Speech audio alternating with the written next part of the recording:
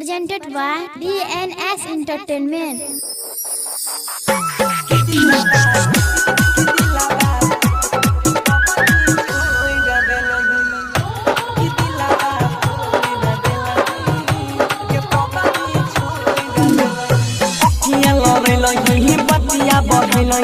करेले सिखलही प्यार बिच रहिया में छोड़ के गलती के राह हमार कि दिलावा तोड़ देलही